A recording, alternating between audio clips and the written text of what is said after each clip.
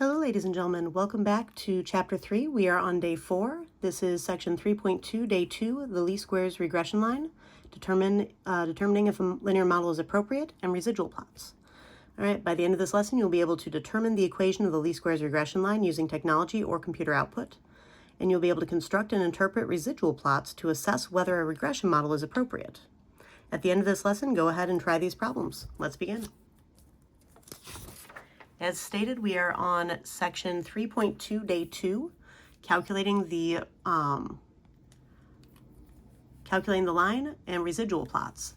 You can find much of this information in these AP daily videos in the AP classroom, and you will also be able to read much of this information on pages 183 to 187. All right, let's go ahead and start with how can we determine the best regression line for a set of data, and what name does it have? Well, the definition is that the least squares regression line is a line that makes the sum of the squared residuals as small as possible. Now, your calculator or statistical software will give the equation of the least squares line from data that you enter. Then you can concentrate on understanding and using the regression line. All right, and here's an AP exam tip that I highly recommend that you pay attention to. All right. Now, how do you use your calculator to find the equation of the least squares regression line? Well, you can see the Technology Corner explanation number 9 on page 184 in your ebook. I'm also going to demonstrate this in our example at the end of this lesson. So just hold on for a moment. I'll actually answer this question here in just a little bit. But you can also, in your ebook, go to page 84. Now, what is the residual plot and what is the purpose of the residual plot? Well, the definition is a residual plot is a scatter plot that displays the residuals on the vertical axis and the explanatory variable on the horizontal axis. Now, residual plots help us to assess whether or not a linear model is appropriate. For example, in figure 3.10a, it shows us the scatter plot representing the relationship between the average income, gross domestic product per person in dollars, and fertility rate, number of children per woman, in 187 countries, along with the least squares regression line. All right, now we saw that in a previous lesson. All right, so you can see average income along the x-axis, fertility rate along the y-axis, and you can definitely see that this does not appear to be a linear relationship. And then the residual plot, figure 3.10b, shows the average income for each country and the corresponding residual. Now, over here, we have the average income per country and then the vertical distance between each point and our regression line. So the actual y value minus the predicted y value. When the points were above the line, you can see that we had these positive residuals. And then where the points were below the line, we have these negative residuals. And generally, as you're looking at these, they tend to show an exaggerated view of what the pattern really is that we were seeing in our original graph. I like to call this putting the graph under a microscope so that you can really see the shape that's happening within those points. And if the model that we're trying to use is not appropriate, then that pattern is still going to show up in the residual plot. Right, now, the least squares regression line clearly doesn't fit this association very well. Right, there's a U-shaped pattern in the residual plot that indicates that a linear form, the linear form of our model, doesn't match the form of the association. So this equation, the graph of this equation, does not match what's really happening in these points, the pattern that they're following. Right, there's extra pattern that that model does not account for. Right, a curved model might be better in this case. Now in figure 3.11a, the scatter plot shows Ford F-150 data along with the least squares regression line, and the corresponding residual plot is shown in figure 3.11b. Right, so right here you can see this data. Now it looks like there might be a little bit of curving just because of how few points we have. But when you go to take a look at the residual plot, this residual plot shows that this linear model is actually probably quite appropriate for this. Right, so looking at the scatter plot, the line seems to be a pretty good fit for the relationship. And you can see that the line is appropriate by the lack of leftover curved pattern in the residual plot. If this were really a curved pattern that I was kind of seeing sideways here, then this would show up here. But instead, the points are fairly scattered above and below this residual equals 0 line. All right, so you can see that the line is appropriate by the lack of leftover curve pattern in the residual plot, and the residuals seem randomly scattered around the residual equals 0 line. That's what we're looking for. All right, now, what do we look for in a residual plot, and how can we tell if the linear model is appropriate? So leftover patterns, the form of the residual plot is basically equal to the form of the association minus the form of the model. So leftover curve pattern means that the form of the model is not appropriate. No leftover curve pattern, the form of the model is appropriate. It's as simple as that. You should also consider the size of the residuals to get a sense of typical prediction error. We want our model to have as low typical prediction error as possible. And we can't use correlation to assess linearity. It only reveals strength and direction, not form. So be very careful with that.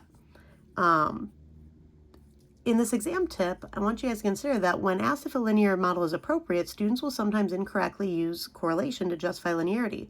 However, a strong correlation does not mean an association is linear. An association can be clearly nonlinear and still have a correlation close to positive or negative 1. Only a residual plot can adequately address whether a line is an appropriate model for the data, showing the pattern of deviations from the line. So for example, graphing the function y equals x squared for the integers 1 to 10 yields a correlation of about 0.97, but the residual plot shows an obvious pattern. All right, so this is the graph of y equals x squared, basically half of a parabola, the positive half of the parabola, for the parent function for quadratics, for integers from basically 1 through 10. And it has a very strong correlation coefficient, but correlation coefficients should not even be used for nonlinear patterns. And this is why. It can be very misleading.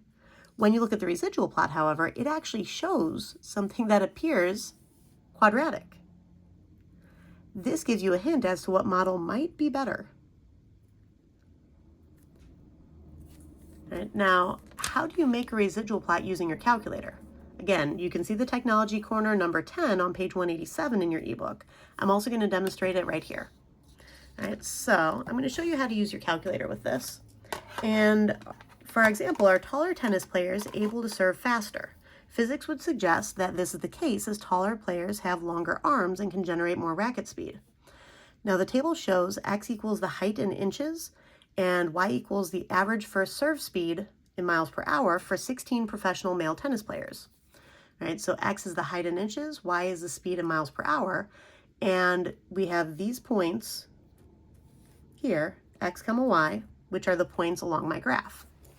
Now I'm also going to show you how to get this graph using the calculator, but I wanted you to have a physical example that you didn't actually have to sketch yourself to make this go a little bit quicker, but I do want to show you how to do this on the calculator. So first, let's take a look at how to calculate the equation of the least squares regression line. Now, before the calculator can do anything, we need to make sure that the data is in the calculator. And I also want to check one thing first. I want to go to mode. It's found here right next to second, so I'm just going to hit mode. And I want to look down here towards the bottom. I want to make sure that my stat diagnostics are on. If they're off, turn them on. And my stat wizards are on. I want both of those on as I'm going through this. It makes my life a lot easier. Stat diagnostics basically goes through and it will calculate 2 extra values that we'll be looking at later on in our later on sections. And it gives us our correlation coefficient now, but it also gives us R squared, which we'll be looking at in the next section. All right, so once we know that that is true, I'm also going to go to y equals and clear out anything that's there. And now I'm going to go to stat and hit enter on edit. All right, now I need to clear things out of my list, so I'm going to clear out list 3. And I already have the data entered in list 1 and list 2. Now, if you need to clear out data like I just did, go up to the top of the list, hit clear, and then hit enter, and it clears it out. Now, list 1, I entered in all of the heights, just one after the other, hitting enter after each one. And in list 2, I entered all of the speeds, one after the other, hitting enter after each one. You have to make sure that the height and speed that are associated with each other are right next to each other. Right, now once you have all of your data in there, we can go to Stat, go over to Calculate, and we want option 8 down here. All right, option 4 is what we would often use with algebra students, but option 8, linear regression, a plus bx, that matches the form of the equation that we work with. All right, if you remember our last lesson, when we were looking at the form that the equation takes, I stated that y hat is equal to a plus b times x. Notice the x is with b. That is the same exact form of the equation that I have right here at option 8. That's why I'm using that option. All right, so I'm going to hit enter, and I need to make sure that my list numbers match where I put my data. My x values are in list 1, my y values are in list 2, that matches. And to make sure that I can actually get this line to show up when I look at the graph, I'm also going to store my regression equation. Now to store your equation, go to vars, which stands for variables, because I want to store it as y1 in the y equals screen, and y is a variable, so I'm going to hit vars. And then, as I just said, it's a y variable. I want to store it as y1, so go to yvars. And then I'm graphing a function. Lines are functions, so I'm going to hit enter on function. I'm going to hit enter on y1, and what this is going to do is have the calculator go ahead and insert my equation for me into y1. It also stores the equation so that the calculator can use it itself to come up with the residuals here in another step. So store your regression equation in y1, and then you can actually look at your residuals list and stuff. So hit enter on calculate, and it gives me my a, which is 12.05 approximately. My b is 1.41. So I have y hat equals 12.05 plus 1.41 times x. This gives you the structure of the equation. This gives you the values to enter in place of a and b. Right? Don't just write down this screen. That is not an answer. This is an answer. You have to actually write it in equation format, so please be careful with that. Also, don't forget the hat at the beginning of y. Your equation calculates predictions for y, not actual measurements. You have to indicate that by putting y hat at the beginning, not just y. I know the calculator doesn't show it, but, well, programming's not everything.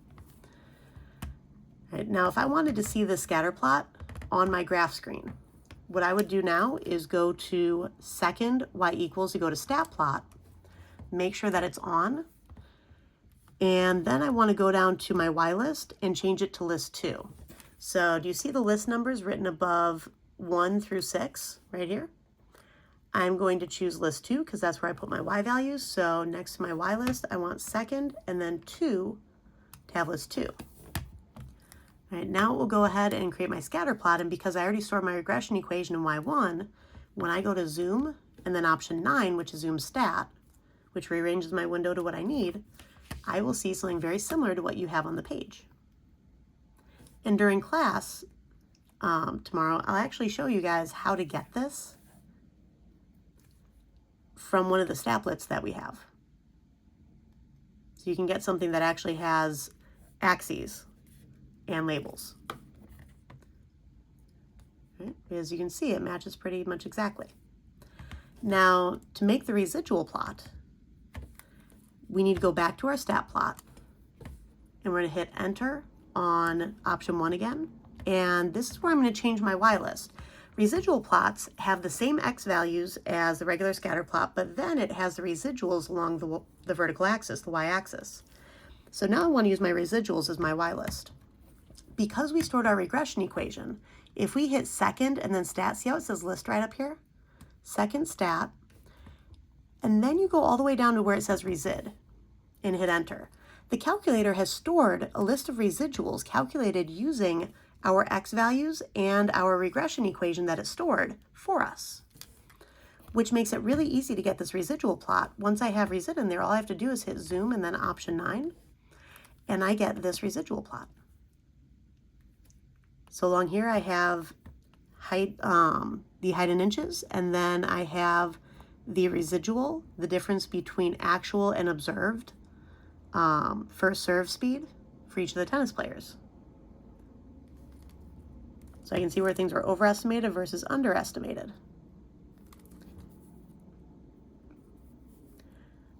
And then what does the residual plot indicate about the appropriateness of the linear model? Explain your answer. Well, this residual plot looks fairly scattered above and below the residual equals 0 line. I don't really see any obvious pattern within this. So the linear model relating height to average first serve speed is appropriate because the residual plot shows that there's no leftover curve pattern. The residuals look randomly scattered around the residual equals 0 line. Basically, there's no obvious pattern in the residual plot, so the linear model relating height to average first serve speed is appropriate. Go ahead and try these problems, and I will see you in class.